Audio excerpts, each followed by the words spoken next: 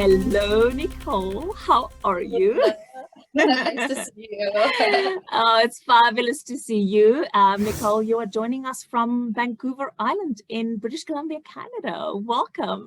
Thank you so much. Nicole, it's fabulous to actually have you join me on one of my crucial COVID conversations. It is, I mean, we've been such good friends for quite some time. And I was actually, when I started to think about preparing for this discussion, I was like, when exactly did we meet? Where was it again? It was somewhere. We were both digital nomads before COVID came, and we met somewhere at a dive show, and we just clicked, and we had such beautiful energy and a lot of things in common. We were both passionate about the ocean and passionate about corals and all the right things. So we've been friends for quite some time, and I'm so happy that you've taken actually time on your birthday to speak to me today. So thank you so much. Nicole Helgason, I'm going to actually give you the opportunity to talk to me just very quickly about the cool stuff that you're doing. Get a little snapshot, a little bio.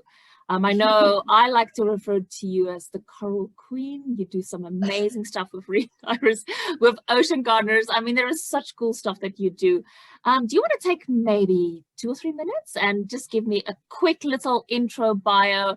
And then I'm going to talk about crucial COVID conversations. And I'm going to talk about why it's so important to tackle the subject that you and I will be talking about, which is conservation, sustainable choices for us moving forward, and really also unpacking corals a bit more. Thanks. Yeah, for sure. I think we met at like a dive show maybe 3 years ago or 4 years ago. So yeah, really cool. Well, longer, because last year 2020 doesn't count, remember? Right, 2020 doesn't count. Yeah. Yeah, so thanks. Yeah, thanks for having me. It's really fun to chat with people about corals and reconnect this way. Yeah, so you call me the coral queen. I've always had a passion in coral restoration. I started diving in 2006, and when I did my first dive, I saw a coral restoration project, and I was coming from Canada, and in Canada I love to garden, and so I saw this coral restoration project and I was thinking, wow, what is this? What's a coral and how can you grow it underwater? And ever since that moment, I kind of got obsessed with this idea that I was going to teach people about coral, specifically teach divers about corals.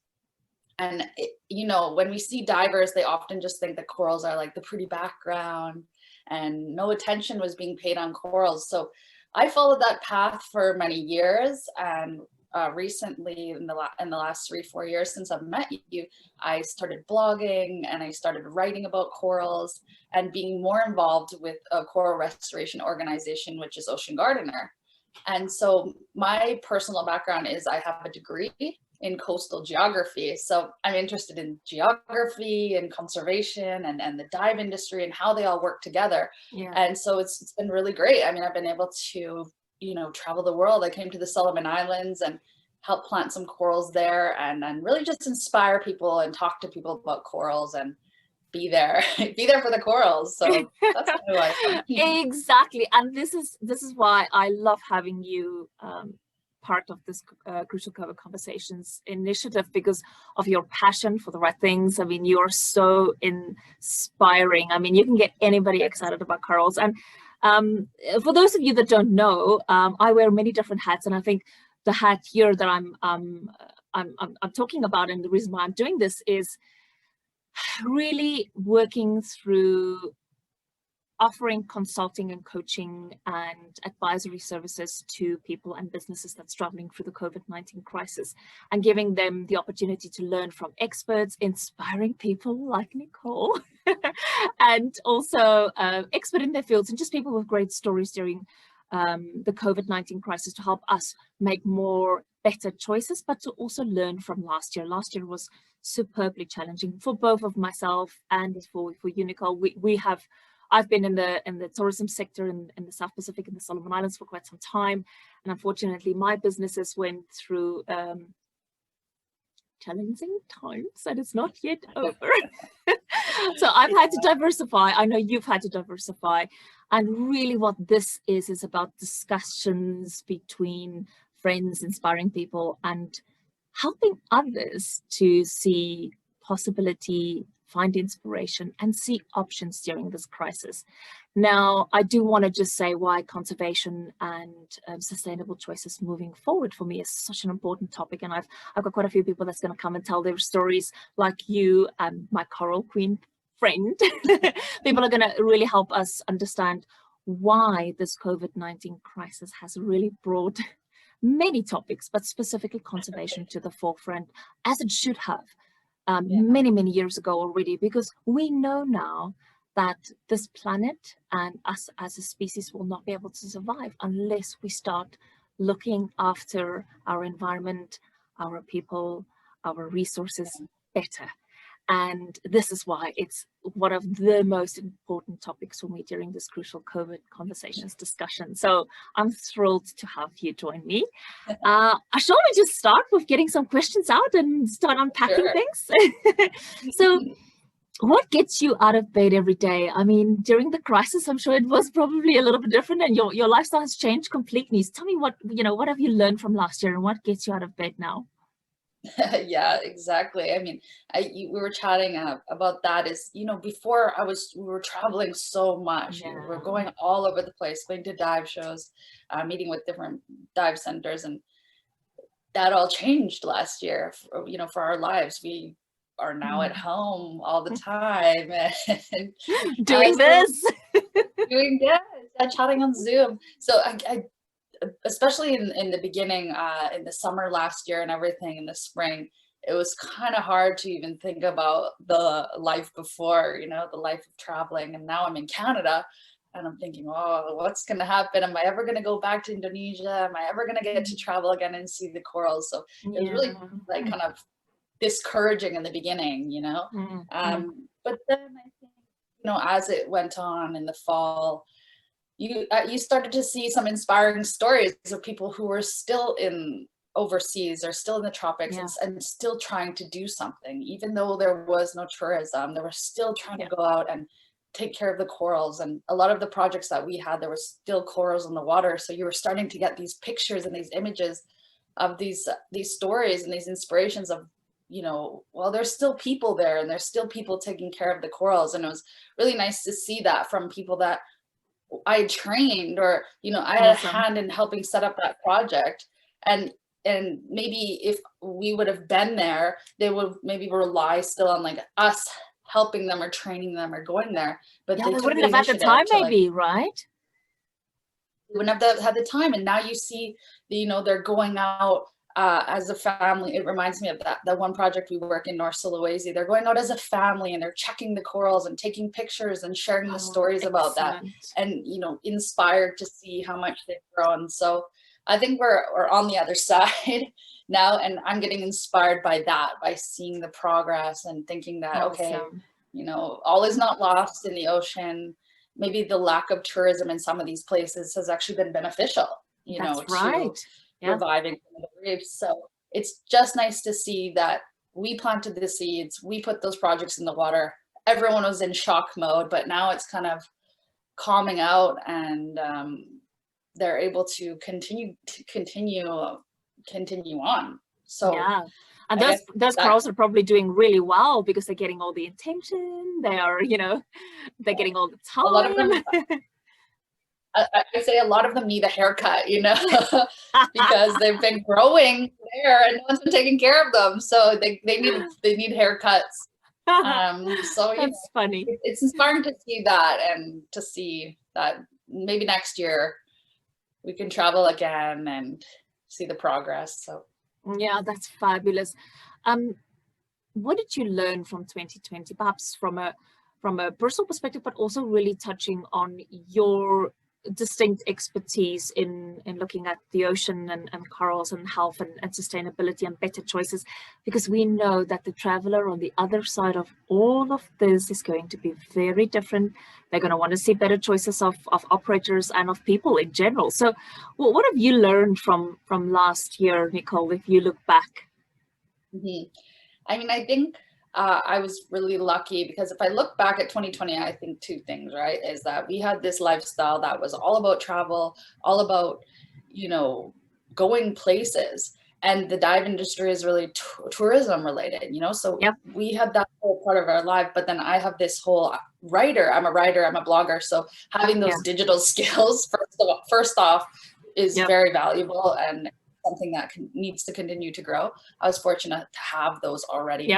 But then, looking at the tourism side of it and thinking, okay, what's it going to look like when we go back to tourism? You know, we aren't going to see that mass tourism. Well, a lot of our projects we was in Indonesia, and you just had so many tourists, mass tourism, and then you get that overconsumption of the resource, you know, damaging the corals in all those places. So yeah, it's definitely going to have to come back to a balance. And I think that you're seeing, you know, the dive centers that are still working, they have to, you know, they are diversifying, they are doing other things, they are focusing on conservation, focusing on training, and they stand out in this time because you see they're still supporting, they're doing their best they can. Not to say that other dive centers aren't trying, it's very difficult for everyone, but you can see people who are really trying to support the locals, and that's what we've seen with the coral projects too, is that, you know, it's when they're training the locals and the locals are involved, they're there to take care of everything. So that emphasis on, you know, having digital skills and training local people for conservation and staying in it has value, you know. I think that's what's going to be next year. But tourism, when you go back, you know. Yeah, I think we just have a slight glitch here, but let's see if we can go on. It is like this wonderful tool that we have that is the digital world that sometimes does have challenges.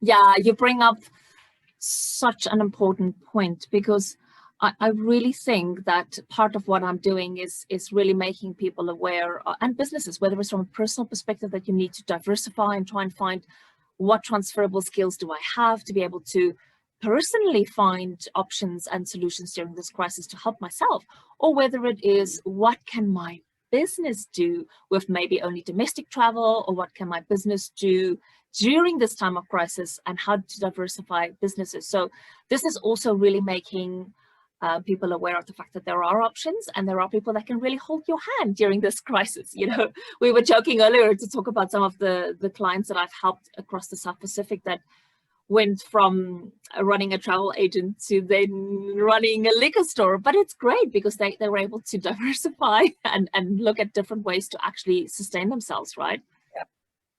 And I think it's also interesting as business owners or people who run projects is like, you know, we are there to support our team, or you're there to support your team and open up those opportunities for them that might not have existed otherwise.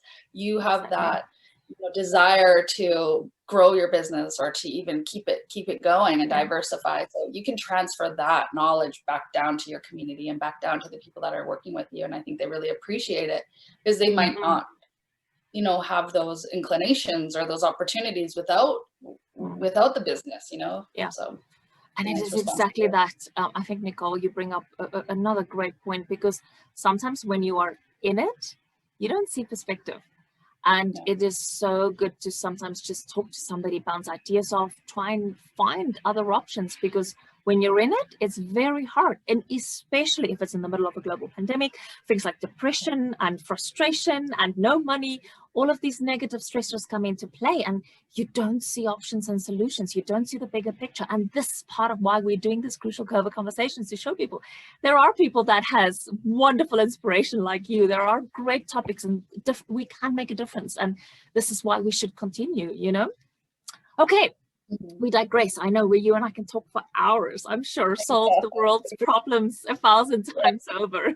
What do you look forward to for 2021 before we really start talking about your specific suggestions and the stuff that you're doing? What do you look forward to in general this year as it pertains to responses to the crisis, and also sustainability, corals, and all those wonderful conservation topics? That's a big question. Of course. Why would I not be asking that? You know, 2020 is just getting started. So I think now that I'm in Canada, you know, I definitely miss what I was doing before and being so close to conservation and so hands-on with conservation with what we were doing with corals around the world. So I look forward to, you know, being more involved with something maybe here locally. I think we get so wrapped up in the fact that, oh, we were running this project overseas and helping the community there. But now that I've been back in Canada for the first time in a decade, really, I feel called to like see what I can do here, you know, and help out my backyard and help out my community and the ocean Wow. here. And I mean, I guess that's what I'm most looking forward to, because I don't really see travel on the horizon but anytime sooner. You know, like I want to say yes, that there will be travel, but obviously I don't want to be responsible and stay home.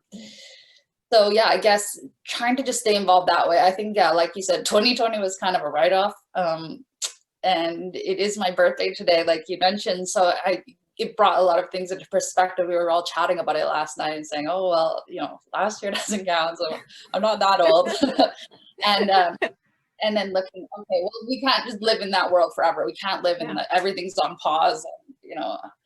So we have to kind of move forward. And I really enjoy being in conservation. I mean, it's not just about the corals or going to live on a tropical beach. I want to be involved in conservation. I think we all need to have a hand in leaving the earth or the ocean better than we found it, you know? And so whether that's in the tropics with corals or here with some other sort of conservation of species, that's what I'm looking forward to, is how can I help wherever I am? That's fantastic. And I think you bring up another interesting point. It's possibility, right? There are possibilities. If you have a positive outlook like you do, and you just need to find those possibilities. They are there. They may look completely different, but they are there. And this is exactly what you're talking about. And I love the fact that you are looking locally and you're looking at in your backyard for those possibilities and opportunities, because things are realigning and they are changing, and this is the new normal. And it is exciting to hear people like yourself with such amazing skill and so much to offer, looking inwards towards your own area and, you know, see what difference you can make and what possibility is there. As you take your learnings, Nicole, from 2020 and the work that you've done, specifically, I want to talk about Ocean Gardeners and what you have done and what you continue to do. Tell me a little bit about that. How do we keep, you know, sustainability and conservation in mind as we move forward through this pandemic and this crisis, and maybe referencing back to the work that you have done and the work that you are continuing to do? Yeah, I mean, I was really fortunate because I was working in Indonesia. I'm just consulting there, you know, and helping out with the Ocean Gardener business. And what they did is they put coral farms in different hotels and trained staff to take care of the corals and replant the corals. So it's really interesting now to see the people that are still there. A lot of local people that have been trained are now, you know, moving forward with those projects and replanting corals, and it's not going to end. And that's what's really inspiring to see, is that we get a lot of contact. Yeah, we get a lot of interest from companies and a lot of younger people that are starting companies that want to give back, you know, and so they want to partner with Ocean Gardener. Yeah, that's so a new really trend, right? That's fantastic. Yeah, I mean, it was there before, but definitely more now. I mean, you see people that want to have, you know, support Ocean Gardener, give money to support corals, to adopt corals, to adopt whole nurseries, to companies that are even now adopting whole reefs, you know, 50 meters, 100 meters, 300-meter reef tracks, you know, and replanting tens of thousands of corals at a time. And so I think that, you know, being here in Canada, you still want to support those initiatives that are going there, or wherever you are in the world. And so that's what we've been seeing, is that companies reaching out. They want to support, you know, they want to support saving the reef, but that also means taking care of the staff too, and making sure everything's still running. Yeah, so it's more of a holistic approach, isn't it? People are starting to think about how everything fits in together and how it all gels, and how has this pandemic not made us realize that we need everything? Partnerships, environment, people, health, you know? And so it's good to see, and everything slowed down, right? And so it's like you almost have more time to think about, I look back and I think about all the things that Interesting. I'm doing. And before it was just go, go, go, travel, travel, travel, do this, do that, go here. And now it's like, wow, there's people that have been on this island for 1 year, just they have a week to take care of the corals now instead of an afternoon where there's no divers. Yeah, exactly. So it's kind of teach us that to slow down, and corals grow slow. So, Yeah, well, there you go. Nicole, tell me, for the people that's listening here and that's not perhaps as informed and that needs to hear from you, why is it that we have to preserve and conserve our corals? What are the risks? What are the challenges? What are the issues? And what does it mean for us if we don't start looking after what we need to? Give us some of that information. I think COVID has kind of, shown us that we are fragile as a species. And the littlest thing can disrupt our whole way of life. And I think before we were seeing that in the environment perspective as well, in the forest fires in Australia or the hurricanes in the Caribbean. We were seeing that the structure of the earth is fragile. And coral bleaching is another big one, right? And we've been seeing that increasingly every year. So you've been having all these warning signs, right? And then you have this, if we protect the reef, you have examples all over the world where areas that have been protected when there was a storm, they're less damaged than the areas that were damaged already. And so I think we're seeing that we need to be resilient. We need to reinforce our structures, reinforce our barriers, and that goes back to corals, right? We need to make sure the whole reef is in good health. If there is pockets that are bleached or that are damaged, it's just weakened. It's a broken link, it just weakens the whole structure as a whole. And it, obviously the whole point of corals is that their habitat, they provide habitat for over 25% of all the marine species. And that means fish, and fish is protein, and fish is a food source for many coastal island communities, right? So everything is connected. I mean, the pandemic has shown us that more than anything. It's spread around the globe and we're all connected in it. We're all going through it. We all have a different varying levels of how it's affected us, right? But everything's connected, right? Exactly. So we take care of the reefs in the Solomon Islands, or, that affects everywhere. Yeah, it's all interconnected. I mean, that's a great point. And I think this is something as a learning that people need to take home. And I always say each one of us can make a difference and we should all try. It's not everybody else's problem anymore. It is our problem. And we, as you've mentioned earlier, COVID has given us the opportunity to slow down a little bit and think about stuff.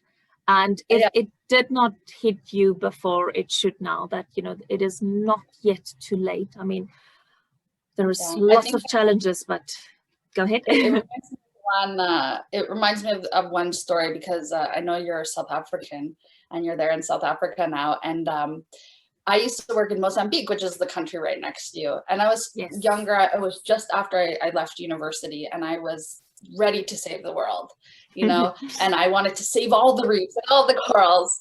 And I realized that it's a lot for one person to take on. It's a lot for someone to do. Daunting and I started sometimes. to realize that you can have super daunting, but I started to realize you can have an impact on one person. And so we started a program to train our dive masters. And I see that, 6-7 years later, I see that they are thriving because of the help that was given to one person.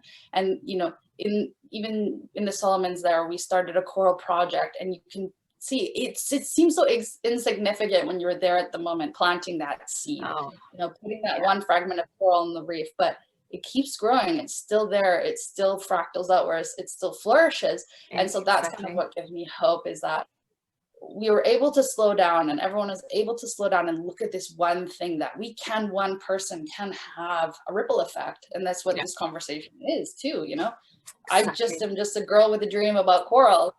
And here we are inspiring people. No, you're the coral queen, excuse me. Hope. And And one person can have a difference in that way. And so you gotta keep trying, and you gotta keep doing something. And if you do believe in something and are passionate about it, even if you think only one person is listening and it's yourself, you gotta keep doing it, because people need to hear the message of hope and inspiration and optimism. I want to reiterate what you just said. Can you just say that last piece again? Because that is the crux of this discussion. And optimism, they need to hear that. They need to hear that message. And I think we hear a lot of bad stories about the ocean, or, I mean, it's easy to have the negative stories, especially in social media, but there's a ton of positive stories out there, and you just need to dig a little bit further, and you see them. You see the positive, you see the people, you see all the younger generation are really trying to do something, and they're still ready to save the world, and they see the environment and thinking, we need to save this.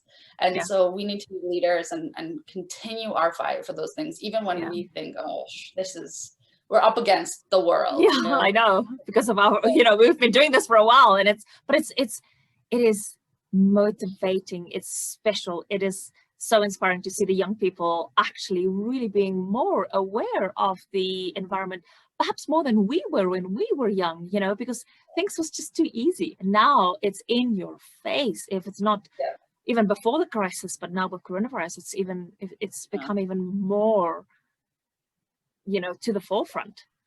And that's why it's inspiring to see local communities getting involved and getting the training that's important, because we can talk about corals like, in remote villages in the Solomon Islands, and we can go there and do a training, but at the end of the day, it's not my island, so it's so nice to see, local communities getting the training and being involved, and local youth being inspired and being empowered. Given the tools to do something about it, so that's really nice to see. There is some silver lining, some good things that have come out of the pandemic, even if it's meant, the disruption to our lives. I think there's some lessons to learn there. That was beautifully summarized, and I love your optimism, and this is exactly why I'm speaking to you, because you're such an inspiration. You always have been, and I am as passionate about the corals. I'm not as educated, but I'm certainly as passionate about the corals as you are, and I just love your energy and this difference that you are making. And I am in awe. So let's finish off, because as I've mentioned, when we start, we can be talking forever. So I want to exactly. So I want to know, tell me how people, Nicole, can find you. How can they get involved with some of the amazing courses that you are getting involved? How can they make a difference to the ocean? How can they help local communities plant corals? How do we help you to continue the amazing work that you do? I mean, there's different ways to be involved. I mean, obviously we have adoption programs where you can adopt a single coral, or adopt whole racks of coral or whole reef tracts of coral, depending on how you want to be involved. So we have that at oceangardener.org, have all those options available there. And also just like reaching out on social media, sharing us on social media, or just sharing your stories with us. I'd love to hear stories of people in different communities and the good projects that they're working on. Helps to bring us inspiration. So definitely, I mean, when people want to get involved, adopt some corals, there's that, Ocean Gardener. And we've got maybe 6 or 7 projects, I think, 5, 6, 7, I'm not 6, 7, something like that, around Indonesia. Remember, last year doesn't count, so it's okay if you can't remember now. And so hopefully, when this all comes back and we're able to travel, we can go moving to more countries. I know we helped you guys start a project there in the Solomons, and it would be really cool to be able to bring this knowledge to other places. I know there's lots of work being done in the Caribbean as well. So this work is not going to end. Corals need our help. And I've been really fortunate to be able to transfer my internet skills and doing, video chats like this. And even as people are at home, we can still inspire them, teach them about coral, get them excited, get them prepared, so that when we are ready to travel, you can go and really contribute and be a part of it, be a part of conservation. So those are some ways. Yeah, that's fantastic. And I'll make sure that when we actually post and launch this video on YouTube, we'll put some links towards the specific courses that you've talked about as well, so that people can find you and also help and contribute. But you know what? I'm going to hold you to this now, because this is on camera.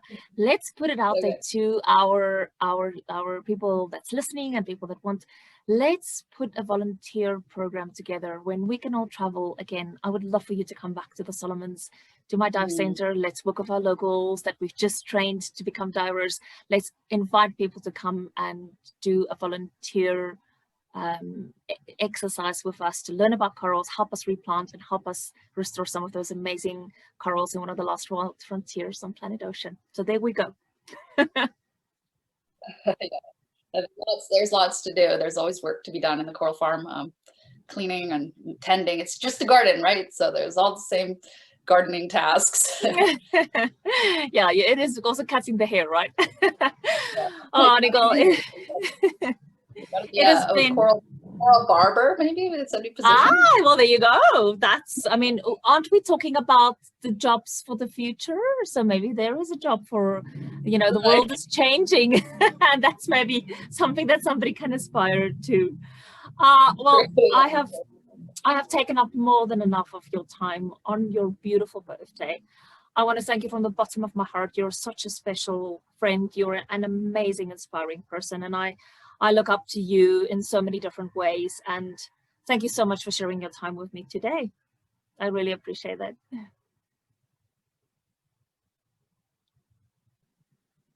Yeah, Belinda, thank you for having me. It was great to chat, and I really appreciate this conversation, and always want to make sure that we leave this talk with, you know, a message of hope and optimism.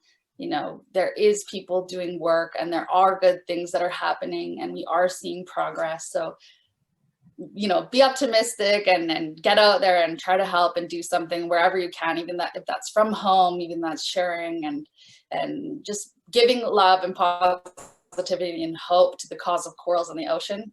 It's all appreciated. So thank you for having me, and everyone who's listening. Thank you so much. And I couldn't have ended it any better. Thank you, my friend. We chat soon.